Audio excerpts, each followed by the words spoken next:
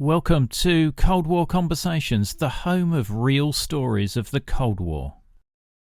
We have to understand that when we want to understand the underlying reasons for the war in Ukraine. It's not a new problem. It has always been there since the end of the Cold War. This is Cold War Conversations. If you're new here, you've come to the right place to listen to first-hand Cold War history accounts. Please follow us in your podcast app so you don't miss a single episode. The legacy of the Cold War in Europe continues to impact present-day events, most notably in Ukraine. In this episode, I speak with author Stephan Kieninger about his new book, Securing Peace in Europe, Strobe Talbott, NATO and Russia After the Cold War. Talbott was a key figure in US President Clinton's administration. We talk about the negotiations with Mikhail Gorbachev, his successor Boris Yeltsin, and subsequently Vladimir Putin. The episode also addresses the challenges faced in negotiating security guarantees that ultimately proved insufficient to deter Russia. I'm delighted to welcome Stephan Kieninger to our Cold War conversation. I was searching for an angle to examine the post-Cold War period. And I first met Strobe Talbott at a book workshop in 2019 at Johns Hopkins Science when I was working with a project on the post-Cold War order with Dan Hamilton and Christina Spohr, and we invited plenty of former policymakers from the Clinton administration, and Strobe Talbott was among them. And I sensed his relevance, his key role in the Clinton administration. And that was one thing. And another important factor is the declassification of his State Department papers. So more and more of his sources became available over time. The declassification process started in 2019, I think, after the National Security Archive at George Washington University submitted a Freedom of Information request in 2017, and then it was pretty fast, and more sources were becoming available. And so far there's about 4,000 documents available online in the State Department's Freedom of Information Act reading room, and the collection is still growing. Then another important factor is that Strobe Talbott shared his diaries with me when I spoke with him the second time 3 years ago, and the book benefits from these diaries, of course. That's why I chose him as a lens, as a prism to examine the post-Cold War period. One of the taglines I use for Cold War conversations is there's nothing like hearing history from somebody who was there. And obviously that is exactly the benefit you had with Strobe Talbott, is you could actually interview him and hear what it was really like being in the room with Clinton and as part of these negotiations. But can you just explain what Talbott's role was within the Clinton presidency?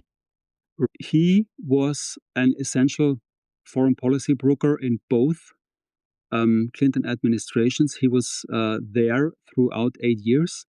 And initially he started as Bill Clinton's Russia man, and his responsibility was Russia and the former Soviet republics. And then after a year, he was promoted to Deputy Secretary of State. So his portfolio widened. He was not just in charge of Russia, but also in charge of NATO policy.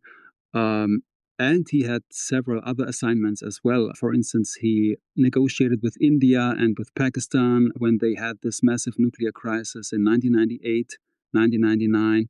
He helped to resolve the crisis in Haiti in 1994. So he had a huge portfolio, and he always had special assignments as well. So Clinton would call him sometimes and spontaneously, often in Sunday afternoons or evenings, and ask for advice.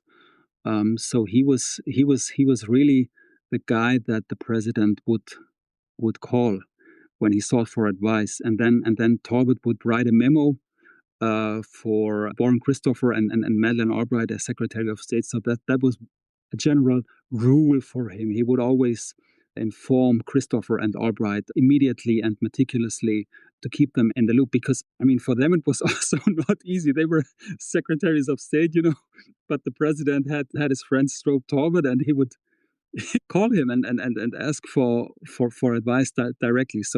But Talbott was always a team player and worked with the National Security Council teams and the interagency process. And he was kind of omnipresent. But of course, the focus was mainly Russia and NATO Russia.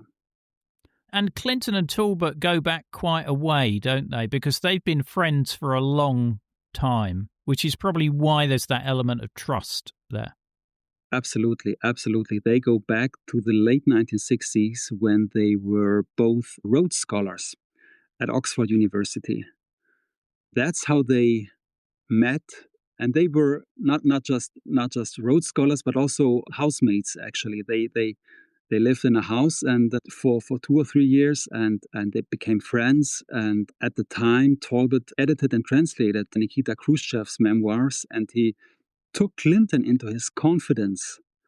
And Clinton was so interested in Russia and the Soviet Union, and they sat together for breakfast, and Clinton made scrambled eggs, and Talbott would tell him stories about Khrushchev, and that sort of deepened their bond, of course. So it's really a long-term friendship and really a relationship of mutual trust and also admiration. And then Clinton asked Talbott to join his administration. After Talbott, he worked 22 years at Time magazine as a journalist and focusing on the Soviet Union and on arms control. So he had a fantastic start when he joined the Clinton team in 1993. You've got a great photo in the book of them outside their university house with Clinton with a beard and quite shaggy hair. It's a great photo, but it really does underline how far back that friendship goes.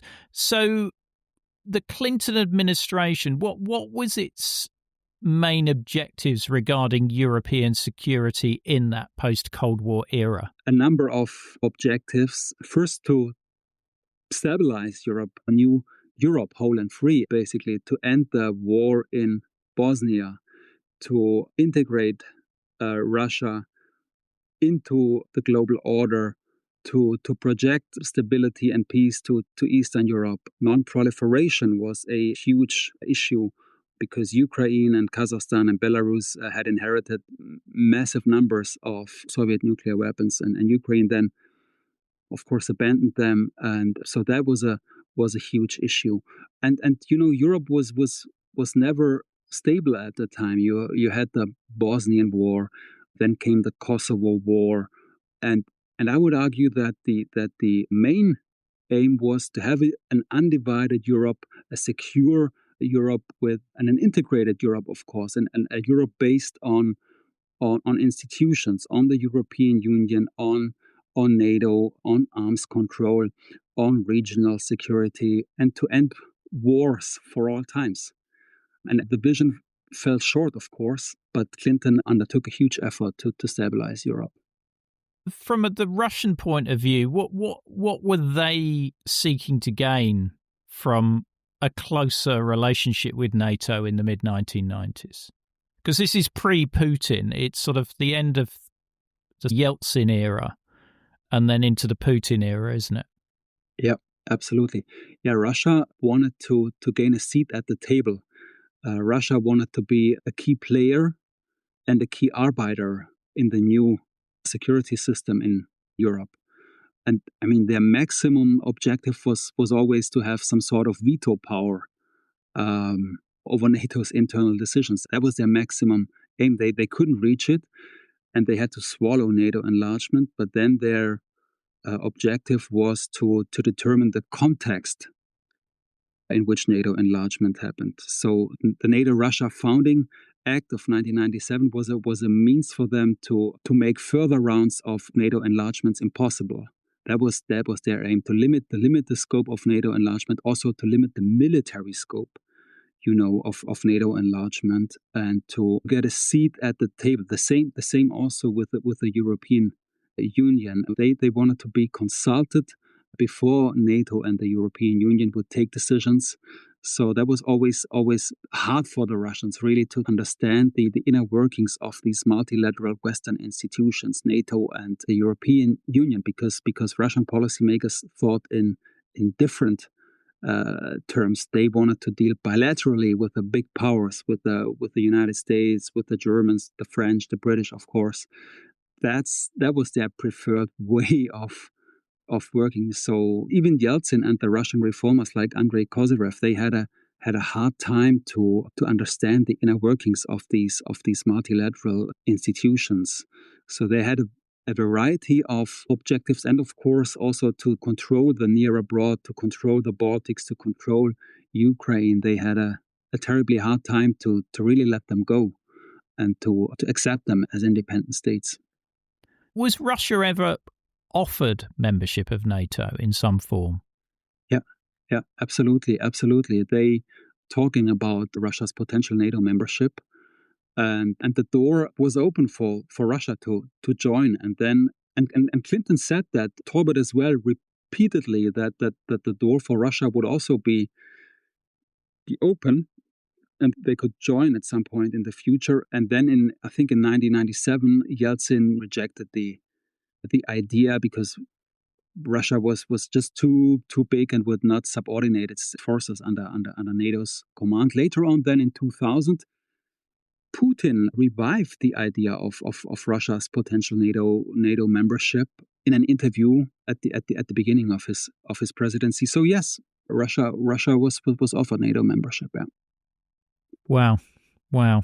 I think how things might have ended up if that had happened. Now, we mentioned Ukraine earlier and nuclear weapons, and one of the key pieces of the Clinton administration's policy was this non-proliferation.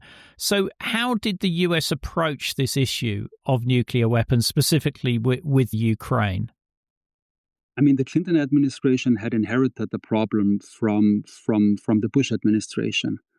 And, Bush was very cautious about Ukraine's independence. He gave this speech, the so-called Chicken Kiev speech, in August 1991, when he voiced concern about Ukraine's independence and even used the term, I think it was, quote unquote, suicidal nationalism. So they feared a potential another Yugoslavia in Ukraine. And the Bush's approach was, of course, that Ukraine and Belarus and Kazakhstan had to abandon their nuclear weapons in return for some sort of security guarantee. And the issue was that initially in 1993, Clinton and his foreign policy team mainly viewed Ukraine as a non-proliferation problem. But the Ukrainians, of course, wanted to have some sort of economic assistance. They wanted to have security guarantees. They wanted to have a broader relationship and a special relationship and US security guarantees, and also wanted to have NATO security guarantees and NATO membership. And that was impossible at the time, because it would set the precedent for the other newly independent states. And so it was a complicated issue, and the Clinton administration was aware that the Ukrainians and the Russians could not sort this out themselves. There was no possibility for Yeltsin and for Kravchuk, the Ukrainian president, to find a solution themselves. They tried several times, met in person, could not find a solution. And then the Clinton administration offered to be a mediator. And that's how the trilateral negotiations between Ukraine, Russia, and the United States emerged in the summer of 1993.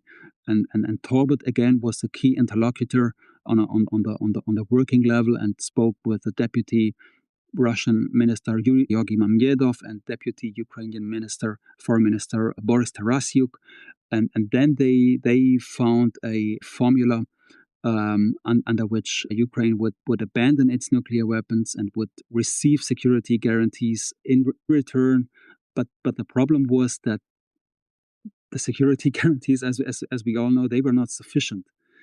They were nowhere near NATO Article 5 guarantees, and there was no mechanism really to enforce these security guarantees in times of crisis. So Ukraine paid a huge price for abandoning its nuclear weapons, and President Clinton recently regretted the way in which he approached the Ukraine at the time, because it was clear that this would depend on Russia's goodwill and on Yeltsin's goodwill, and the Ukrainians were concerned. I mean, you see it from the sources. There are memoranda of conversation from the late 90s when the Ukrainians voiced concerns about a future Russian president. How would a future Russian president handle this? And then when Putin finally came to the presidency, that the Ukrainians were even more concerned about Russia breaching the agreement. Ukraine was put under immense pressure to sign this agreement, and this agreement is the Budapest Memorandum, which had these so-called security guarantees in there. But I mean, they were from a weak negotiating position because they needed economic support, and that was the carrot, I guess, to get them to sign. Yeah, absolutely. They were in a weak position. They needed economic support. They did not want to become another North Korea in Europe. They needed cooperation with the United States, of course. They needed some sort of rapprochement with NATO. And they were in a weak position because they didn't really have control also over these nuclear weapons on their territory, because it was basically still Russia had control over these weapons. So in order to become more independent from Russia, they gave up weapons and were in a weak bargaining position and had massive internal debates also about abandoning nuclear weapons, and then abandoned them by 1996. And it was a huge arsenal of nuclear weapons, some intercontinental nuclear weapons, a lot of tactical nuclear weapons. It was the third largest nuclear arsenal in the world at the time. But also, Ukraine and the United States failed to really get a process going, like building on the Budapest Memorandum. I mean, it was a basis, and the United States and Ukraine failed to really build on this Budapest Agreement and failed to expand it and to make it, to strengthen it, to make it more credible over the long term. And because at the time, everybody knew the potential of a revived conflict between Ukraine and Russia and its impact. There was really a danger that Ukraine would become the battleground in a potential future conflict between Russia and the West, and that was one of the shortcomings of U.S. policy at the time. It's sort of like they think, right, we've solved that problem, we can file that away, and now we're on to the next problem. But they never come back to tighten up that agreement or make any improvements to it. Now, what's Russia's position on NATO enlargement? Are they completely against it, or are there different flavors that they might entertain? That's a good question. I mean, Russia's position is of course that they undertook a lot of effort to prevent it and to avoid it. When NATO enlargement was brought on the agenda, it was only in 1993. That's quite late, and it was the Eastern Europeans that brought NATO enlargement on the agenda of international affairs. Initially, the Bush administration was cautious to crack open NATO's doors. The Clinton administration was equally cautious. NATO bureaucracy was cautious because nobody wanted to enter into new security commitments in Eastern Europe. So the initiative really came from Eastern European policymakers, Lech Wałęsa from Poland, Václav Havel from the Czech Republic. They brought the issue on the table. Then the Clinton administration reluctantly embraced it, but initially the focus Clinton's was on NATO enlargement as a process. NATO would not open up swiftly and rapidly. NATO enlargement would be a gradual process, and membership would come over years and at the end of a protracted process. The first thing on the agenda was NATO's Partnership for Peace. And that would mean military to military confidence building measures and cooperation between NATO and the new partners in Eastern Europe and the former Soviet Union, right? that would have the advantage that NATO would not be forced to take a decision on membership right away. That was the advantage of this incremental approach. And the Russians, of course, on the one hand, liked PFP because it was incremental and because NATO enlargement would be a protracted affair and NATO would not open up immediately. So they liked that part of PFP. But at the same time, they didn't like that they were in the same category as with the smaller states in Eastern Europe and the former Soviet space. And that really annoyed the Russians. And that's why they were hesitant to join Partnership for Peace. And what the Russians really wanted was to have a partnership with NATO. And that's what they got finally in 1997 with the NATO-Russia Founding Act. But it took a lot of time to get there. And there was a huge misunderstanding between Clinton and Yeltsin. Clinton did not want to push NATO enlargement. He emphasized PFP. And Yeltsin thought, okay, NATO enlargement is not an acute issue. We have PFP. We can postpone enlargement for eternity. And Clinton did not try to resolve that misunderstanding. So misunderstandings piled up, and then Yeltsin had this outburst at the Budapest OSCE summit in December 1994 when he spoke about a cold peace in Europe. That's when these contrasting conceptions clashed. So it's an intricate story, but nobody in the West and nobody in the United States was eager to have a fast sort of NATO enlargement and to win bigger and to display some sort of hubris or unilateralism or use NATO to punish the Russians. There was a lot of concern, first of all, among the militaries. The Pentagon was against NATO membership for the Baltic countries. Secretary of Defense William Perry was against it and wanted to limit NATO enlargement to one tranche, that's Poland and the Czech Republic and Hungary, but not the Baltic states. Policymakers in Germany were hesitant, especially Helmut Kohl. Chancellor Helmut Kohl was hesitant to even think about NATO membership for the Baltics, and also hesitant to think about EU membership for the Baltics. So there was a lot of internal oppositions from the militaries, from top policymakers, because the Baltic armies were just in a very poor state.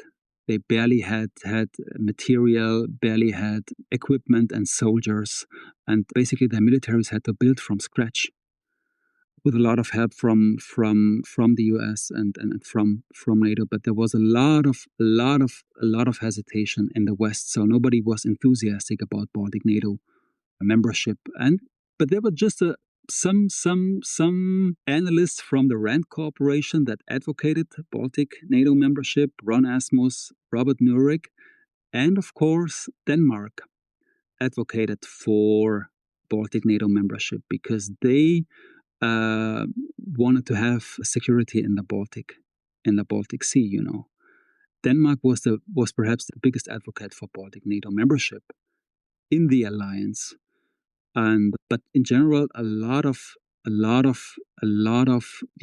opposition and a lot of infighting, also bureaucratic infighting, and so again, NATO was not enthusiastic to enlarge. When we hear about Russian complaints today that NATO wanted to win bigger and and that NATO showed a new sense of imperialism, that's simply not compatible with the facts as I know them from the archival sources, because NATO was really hesitant to open up and to accept the Baltics.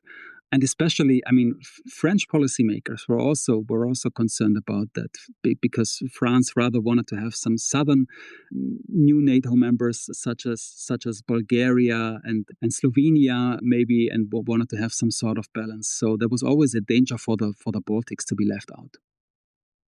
So it was really a process, and including Russia, with a lot of misunderstandings, of course, and with a lot of a lot of conflict potential. So both sides never reached a stable peace. It was always a conditional peace, a conditional arrangement, some sort of a modus vivendi arrangement, and there was no guarantee that the relationship between NATO and Russia would remain stable and would remain good.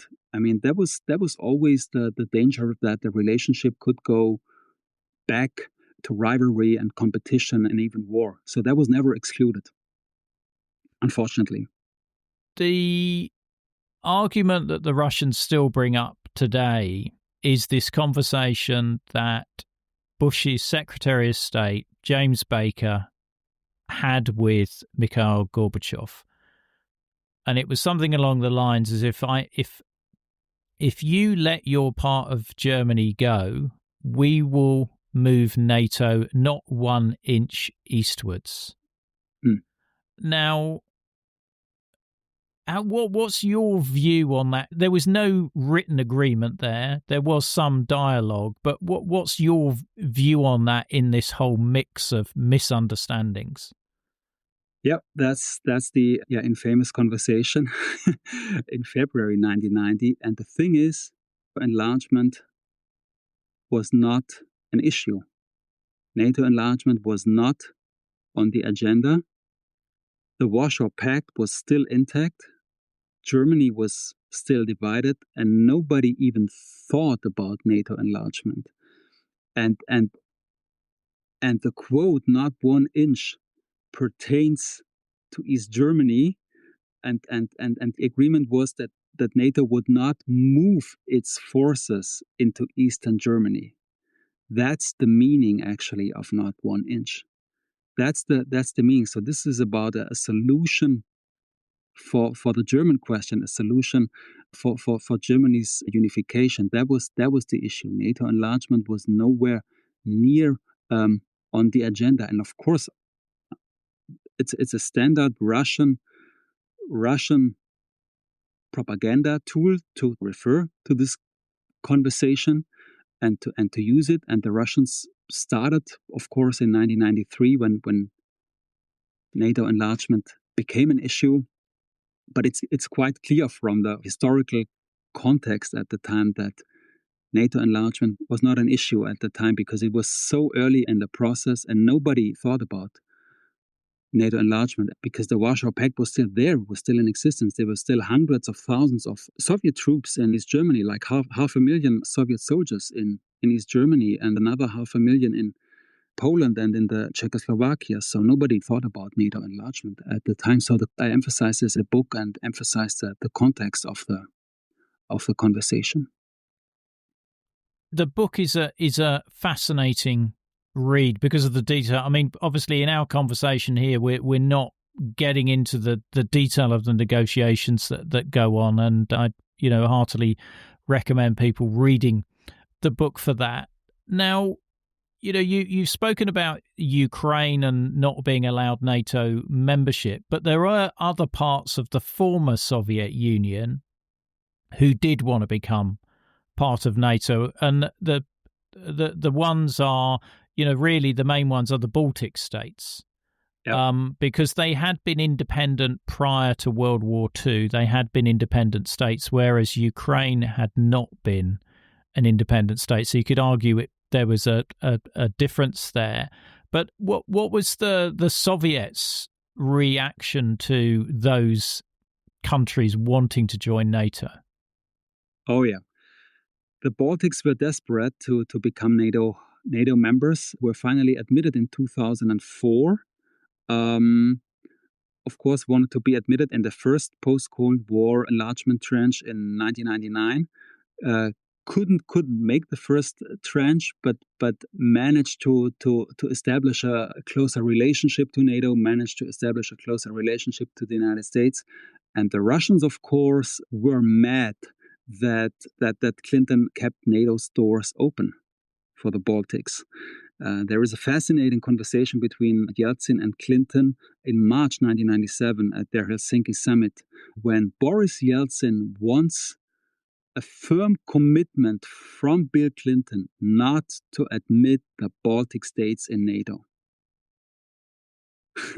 And Clinton rejects that, flatly rejects that, and tells Yeltsin that Russia does not have a veto over NATO's internal decisions, and Russia does not have a veto over the independent decisions of Baltic policymakers and the Baltic nations. And Talbott actually in the preparatory meetings cautions Russian Foreign Minister Yevgeny Primakov not to raise this, because Clinton would have to reject this, flatly reject this, and still brought it up, and Clinton rejected it. So that's quite telling. I mean, that speaks volumes about Russia's position on the Baltics, on Ukraine, and the former Soviet republics. So Russia was never reconciled with Baltic NATO membership, never ever, and that caused tensions at the time. Finally, the Russians could not prevent it. But this is unprecedented. A conversation between Clinton and Yeltsin about the Baltics, and finally Yeltsin had to swallow it. But he did not understand that the whole idea of a Russian veto would run against the idea of a new Europe, whole and free, and against the idea that independent nations can take independent decisions about their alliances. So here we have the clash again of competing concepts. And the Baltics, of course, knew it, because the Russians were also hesitant to withdraw their remaining troops from the Baltics, and only did that under massive U.S. pressure in 1993 and 1994. The last Russian troops were withdrawn from Estonia under massive American pressure. At the time, there was the NATO's World Economic Summit in July 1994, when Yeltsin was asked in public whether he would withdraw Russian troops, and his answer was "Niet." He would not. So this was done behind the scenes with massive U.S. pressure. Because some of those Baltic states had a significant Russian minority in there, because they'd been occupied by the Soviet Union since the early 1940s. So a lot of Russian speakers or Russian nationals had sort of made it their home. And then obviously with the end of the Cold War and them declaring independence, they were still there. Yeah, absolutely. There was a huge issue also. Minority rights for the Russian-speaking population were a constant issue between Russia and the Baltic states. Would they be able to have dual citizenship or not? And there was a constant point of tensions between Russia and the Baltic states. Then we had the economic dimension. Then we had the energy dimension. Former Soviet nuclear power plants in the Baltics. How would the Baltics be able to become less dependent on Russian energy? That was always a lever for Russia to exercise pressure, similar to Ukraine. And Talbott's idea, of course, was to make these national sentiments and these nationalisms less relevant in the future. He always thought about a Hanseatic vision for the Baltic Sea, where nationalities would not matter, and where Russia and the Baltic states and Finland and could go back to a sort of Hanseatic vision of building a community and a common area for trade and cooperation, like the Hansa did, several hundred years ago. That was sort of his vision for the future, and that's why he created, for instance, the various partnership schemes for the Baltics and the Russians to work with each other and to overcome the rivalries of the past. So that was basically his idea, and not to view Baltic NATO membership as a zero-sum game, but really to have a web of institutions and a web of cooperation, because he was so aware about these conflicts. He had been to the Baltics and to the Soviet Union in the Cold War. He knew policymakers from the region. He was friends with Estonian President Lennart Meri, who wanted to join NATO as soon as possible. So Talbott was really really engaged not only in Russia diplomacy, but also in Baltic diplomacy, in Ukrainian diplomacy, also tried to establish partnership schemes with the states that did not make NATO's first enlargement round. So he established partnership schemes with Romania, Slovenia, Slovakia, Bulgaria, and it was really a matter of the heart for him because he knew the regions. He had been working there as a journalist for Time magazine. He knew the spots in Europe. He knew Kosovo and Bosnia. He spoke several Slavic languages. He had close personal ties and a lot of friends in Southern Europe, Southeastern Europe, everywhere. And that gave him a special sort of credibility. So when you look at his speeches at the time, he often refers to his experiences as a journalist, and often made that a part of his rationale and of his explanations when he spoke to the public and to policymakers in these places. So Yeltsin hands over power to Putin. How does that US-Russia relationship evolve in Putin's early presidency? Because he's sort of finding his feet, I guess, at that point. Yeah, he's finding his feet. And the thing is that Strobe Talbott immediately recognized the dangers of Putin's approach. Talbott was extremely wary about Putin. He had first met him in June 1999 when Putin told Talbott lies about Russia's intervention in Kosovo.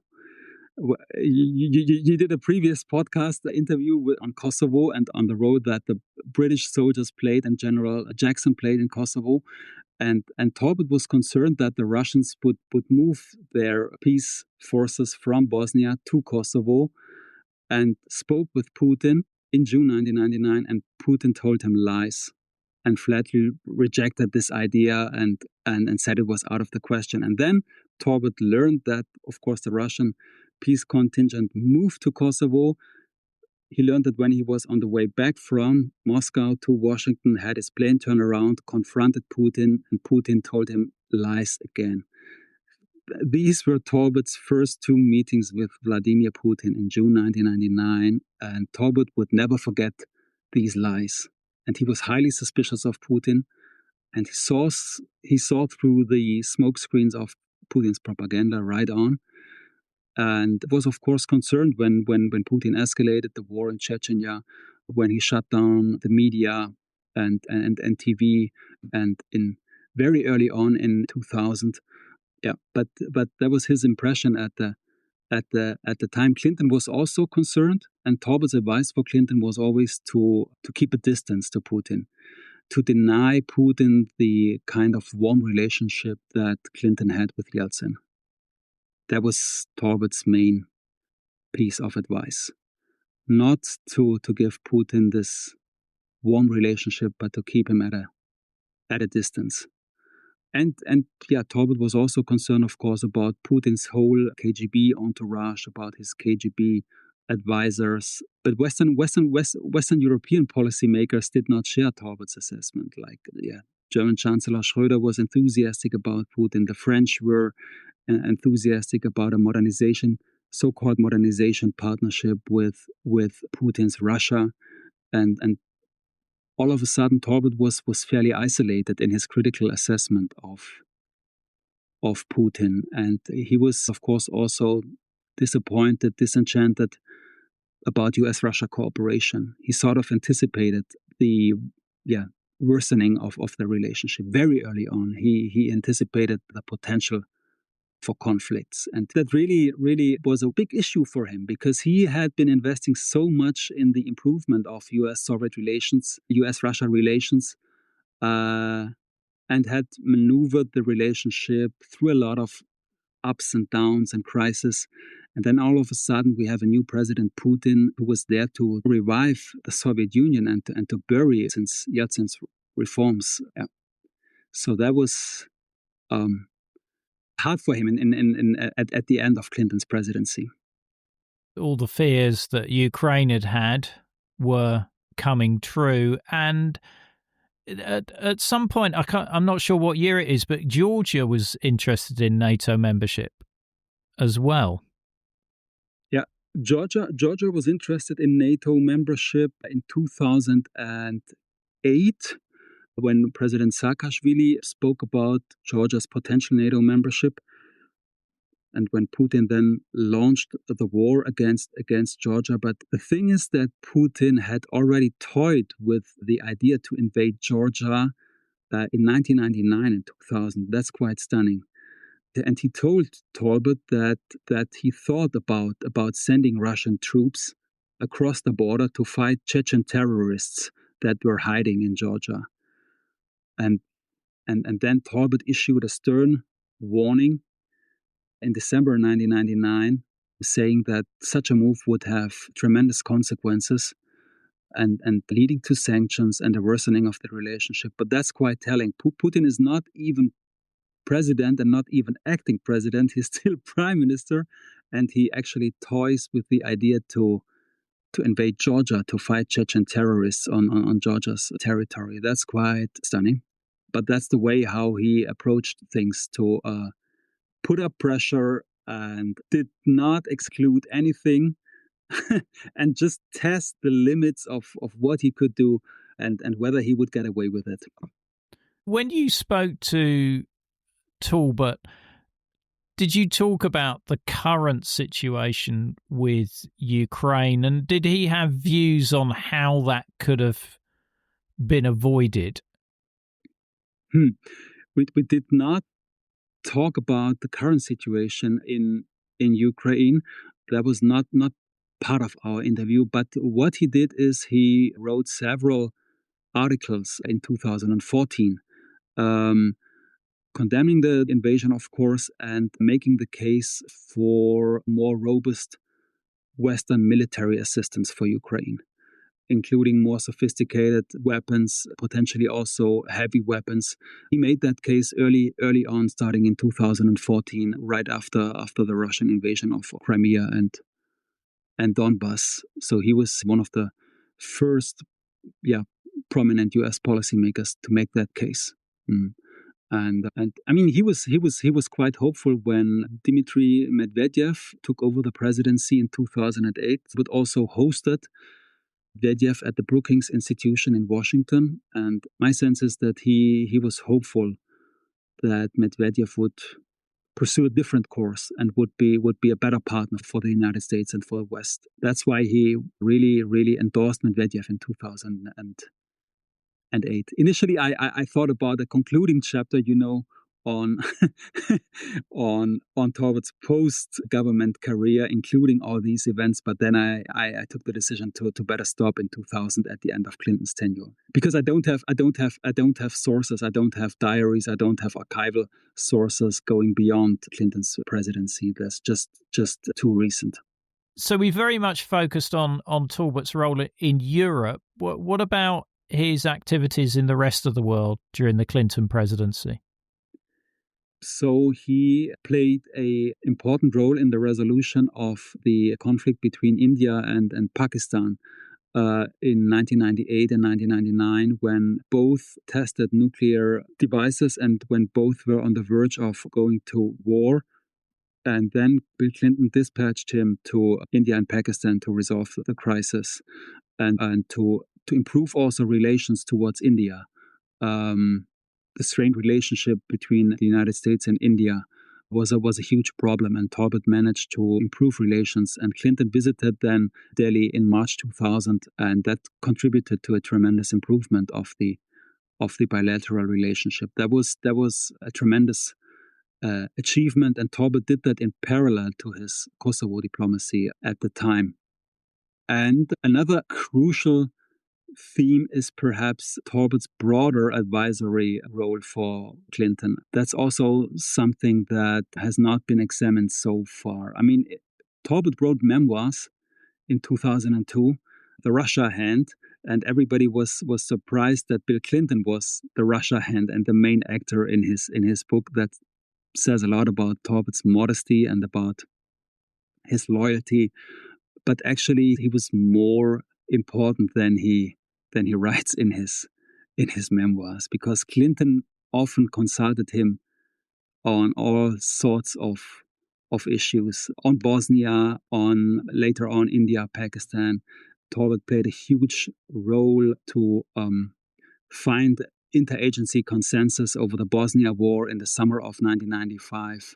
So Talbott was always there in times of crisis and when Clinton really sought advice. And Talbott was, of course, also always has been an out-of-the-box thinker, very solution-oriented mind, pragmatic, quick on his feet, had good relations with all the key players in Washington, and he could really resolve several problems at the same time. Had a huge capacity for writing and for analysis. My impression is that he did not even change his style of working and thinking when he entered government. He got up at 4 in the mornings to carve out enough writing time, and he did not change his way of operating when he entered government. And also, I think Clinton's and Talbott's relationship did not change that much. They always saw it as kind of an ongoing conversation about the world and about world events and international affairs, and that also didn't actually change very much during 8 years of government service. That's quite astonishing and but says a lot about their friendship. Mm. In the book, what are the overall conclusions you reach about how that post-Cold War period was handled by Clinton's presidency? One key conclusion is that Clinton really went out of his way to engage Russia. Went out of his way to engage Yeltsin through personal diplomacy, visited Russia in the midst of Russia's economic crisis in 1998, and was always there to engage Russia and to engage Russian policy makers. Went through thick and thin, had 18 meetings with Yeltsin, and was always there to integrate Russia and to engage Russia. That's quite clear. I spoke with President Clinton. I had a great history interview with him, and he said his maxim was maximizing the positive, minimizing the negative. That's quite telling, and that's quite accurate. I think also based on the archival record, went out of his way to integrate and engage Russia.